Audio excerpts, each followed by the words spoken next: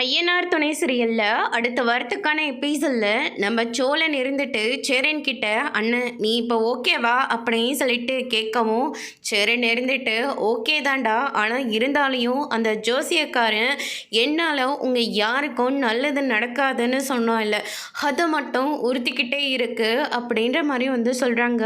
அந்த ஜோசியர் சொன்னது எல்லாமே பொய்ன்னு நான் இன்னும் உனக்கு கொஞ்ச நேரத்தில் நிரூபித்து காட்டிட்டுமா அப்படின்ற மாதிரி சொல்கிறாங்க.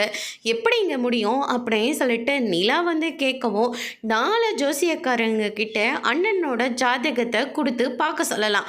4 பேரும் என்ன சொல்கிறாங்கன்னு பார்த்துட்டு அதுக்கப்புறம் நம்ம முடிவு பண்ணிக்கலாம் அப்படின்ற மாதிரி சோழன் சொல்லிடுறாங்க. சோழன் சொன்ன மாதிரியே 4 ஜோசியக்காரங்களை வீட்டுக்கு கூட்டிகிட்டு வராங்க.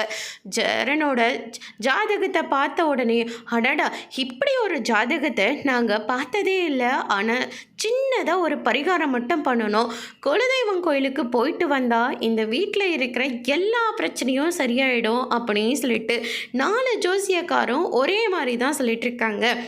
இப்போ உனக்கு சந்தோஷமான நீங்கள் பண்ணியிருக்கிற விஷயம் ரொம்ப பெருசுங்க அப்படின்னு சொல்லிட்டு நிலா இருந்துட்டு சோழனை பாராட்டுறாங்க.